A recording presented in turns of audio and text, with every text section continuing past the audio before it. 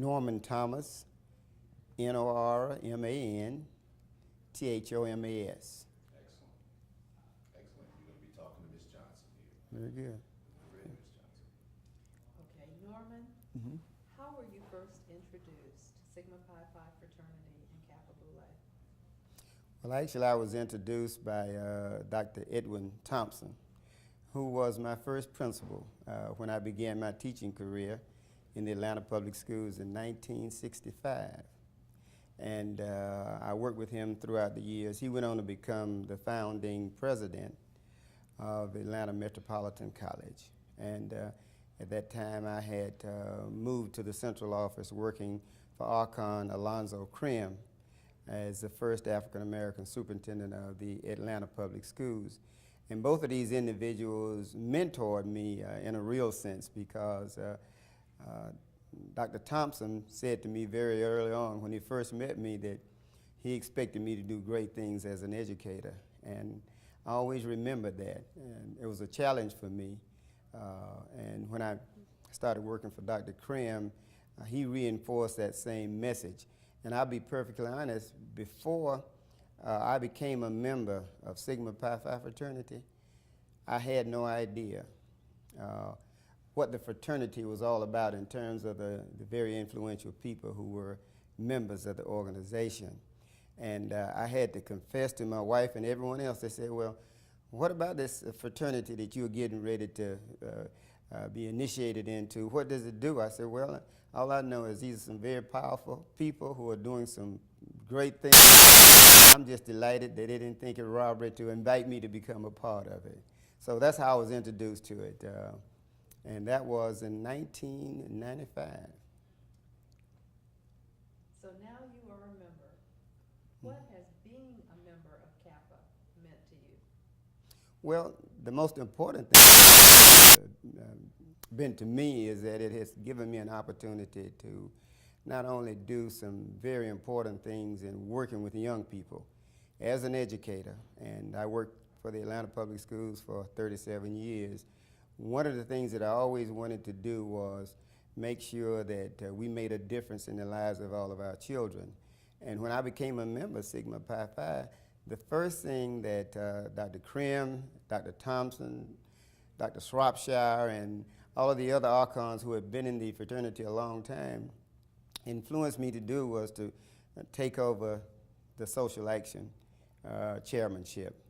And from there, we developed the Succeed with Creed program that has won national and regional recognition for reaching out to young people, encouraging them, mentoring them, giving them an opportunity to attend enrichment programs that have made a tremendous difference in the lives of young people.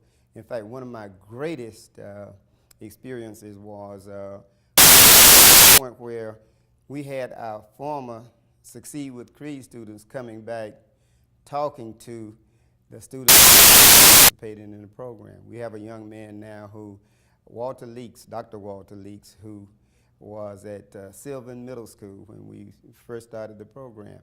And now he's a practicing dentist right here in the city of Atlanta.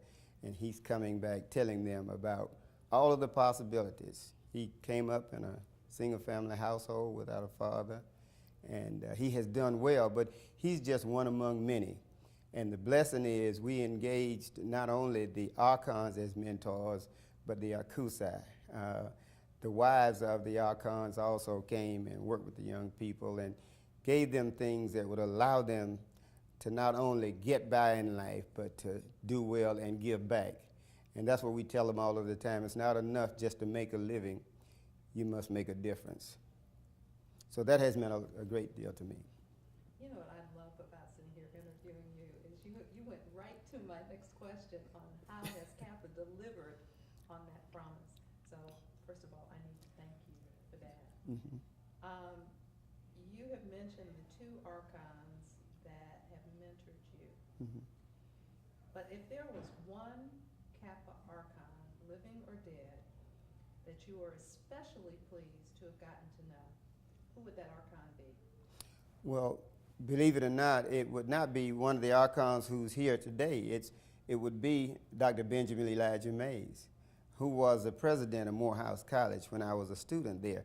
I did not know he was an archon. I did not know that he was even a member of a fraternity. But I did know one thing, that he was a dynamic educator, a dynamic orator, a very caring and supportive person.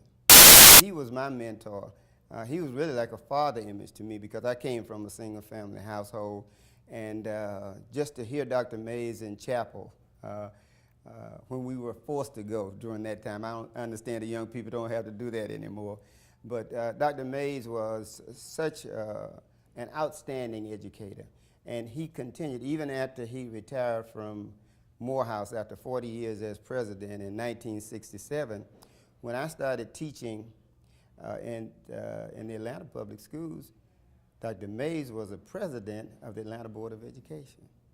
So he has always been a very special person to me. And the other person would be Dr. Samuel Du Bois Cook, who incidentally has written a very profound and informative book on the Mays years at Morehouse and the influence that he had on the men of Morehouse throughout the years. So these individuals were very important to me. But you have Dr. Shropshire, your husband, as a good example of a young man who has influenced me, because what I find very I guess informative and inspiring is that these are individuals who, in spite of all of their success in their given professions, they're giving back. They're reaching out to the young people and they're making a difference in their lives. And I think that's what we all have to do. We have to remember that we are blessed so that we can be a blessing to others. What impact do you feel Kappa Boulé has had on the larger Atlanta community? I think the greatest impact would be the emphasis on being a role model for the larger community, but also operating in such a way that the spotlight is not on those individuals who are giving, but putting the spotlight on those individuals who are benefiting from what is taking place.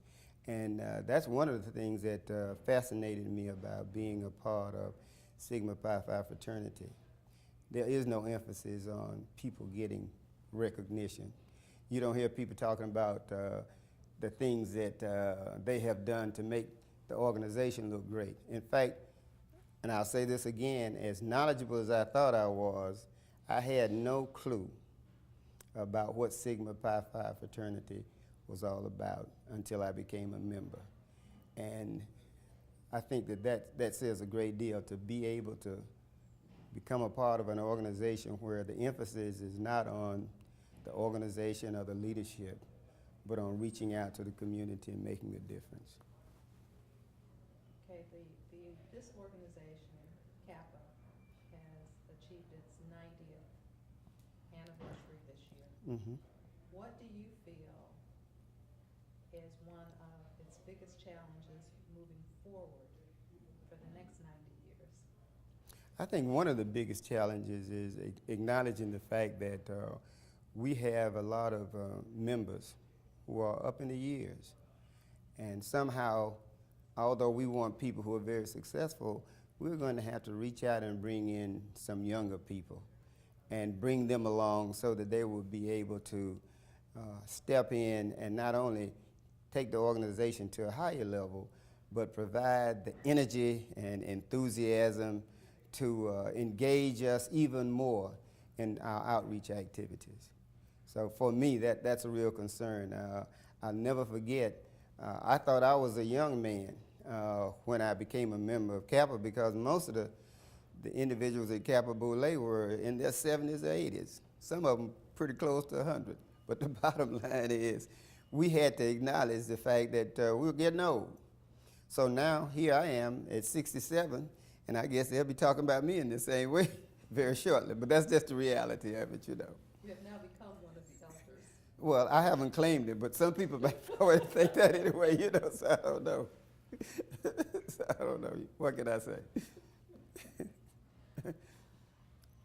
Okay. As the immediate past sire archon, Mm-hmm. you've had a chance to see, and just as a member of this group, Mhm. how the organization has changed and been viewed over the years. Mhm. I've heard people say that you all were the equivalent of an African American skull and bones. Yes. That Du Bois referred to you as the talented 10. Mhm.